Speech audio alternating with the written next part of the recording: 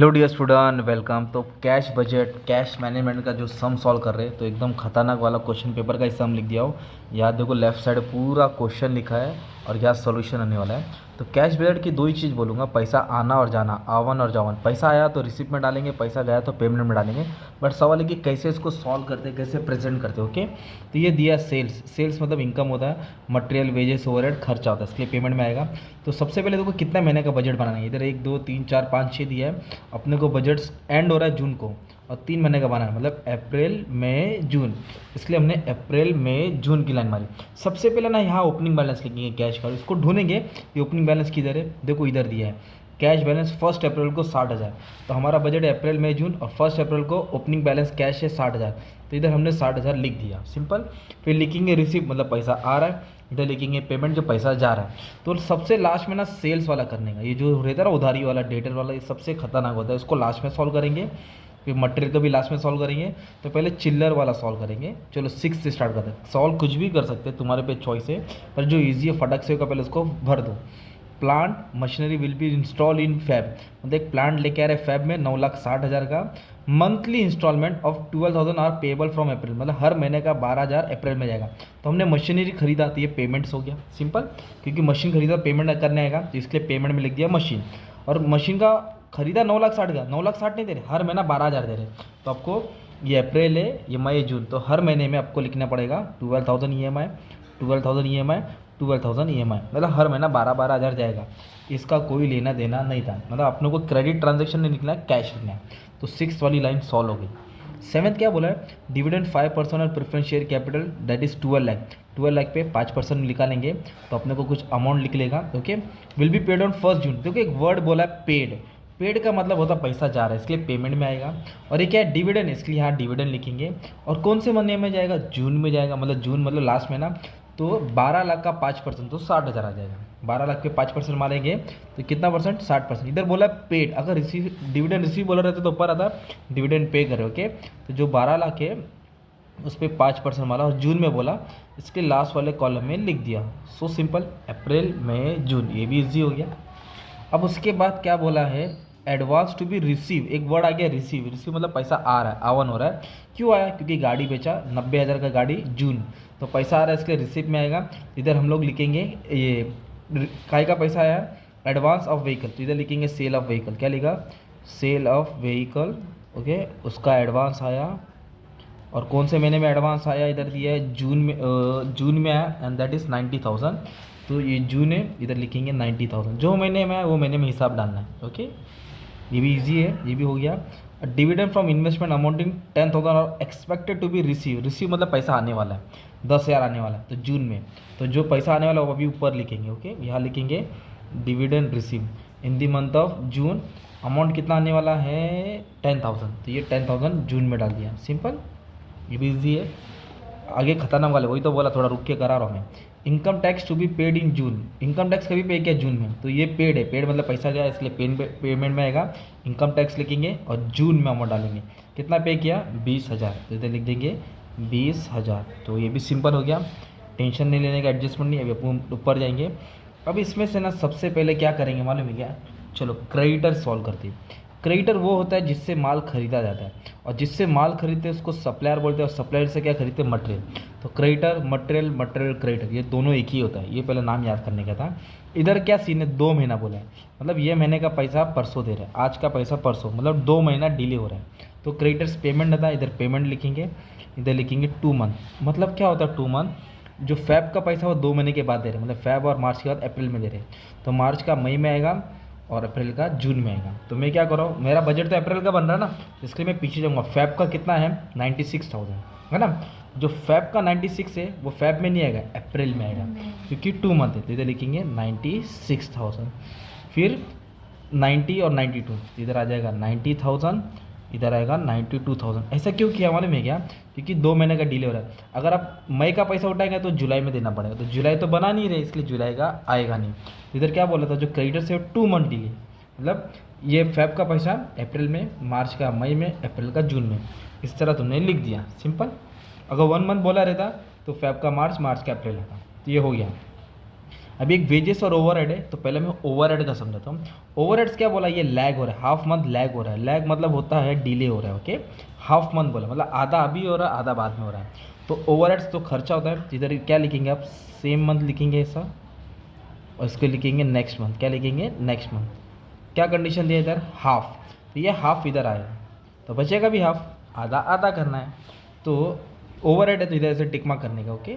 अप्रैल में कितना, 20,000, तो आधा अप्रैल आधा मई, 20 बोलो तो 10 आएगा ना, तो मैं कैसे लिखूँगा, 20,000 है ना, तो आधा अप्रैल में आएगा और आधा मई में आएगा, ठीक है। वापस से हेल्प करूँ, मई में कितना, 22,000, तो हाफ बोला है, कितना बोला है, हाफ, तो 22 का हाफ, तो आधा मई में आया है और आधा जून में आया है। वैसे ही जून का लेंगे, 23,000 है, 23,000 का क्या कर देंगे, आधा कर देंगे, तो 23 का आधा कर देंगे तो कितना आ जाएगा मालूम है क्या, 20 का 10 हो गया, 11,500, तो 11,500 जून में और 11,500 जुलाई में। पर ये खाली है, ये अप्रैल लेता है, अप्रैल के आगे क्या आता है भाई, मार्च आता है ना, तो मार्च का उठाएंगे 19,000, है ना, तो मार्च का आधा मार्च में आएगा, आधा अप्रैल में आएगा, तो 19 बोले तो 9,500, इधर लिख देंगे 9,500, ऐसा करने का था, ठीक है। इधर एक वर्ड बोला था हाफ, हाफ का मतलब होता है 50%, ठीक है। पर वेजेस में हाफ नहीं बोला, 1/4 बोला है, 1/4 मतलब पहले इधर मैं लिखूंगा सेम मंथ, ओके, समझाता हूँ क्या होता है 1/4, इधर लिखूंगा नेक्स्ट मंथ। तो डिले कितना हो रहा है, 1/4, 1/4 डिले हो रहा है, 1/4 का मतलब 25% होता है, तो बैलेंस कितना रहेगा, 75%, दैट इज 3/4, है ना, मतलब 4 रुपये में 3 रुपये आज है, 1 रुपया कल है।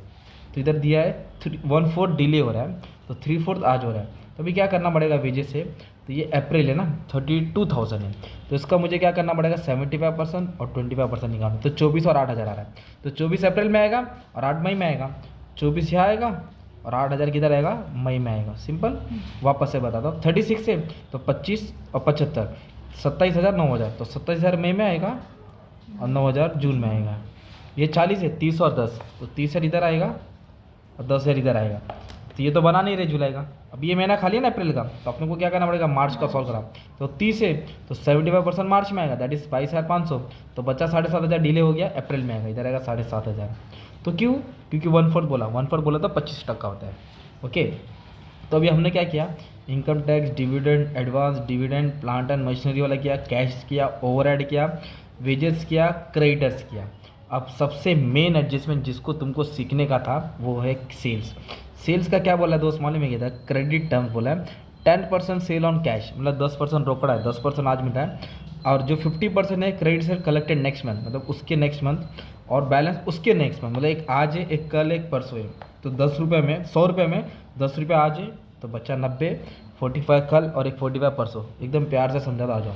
तो पहले लिखेंगे cash sales 10% same month, okay, ऐसा लिखा।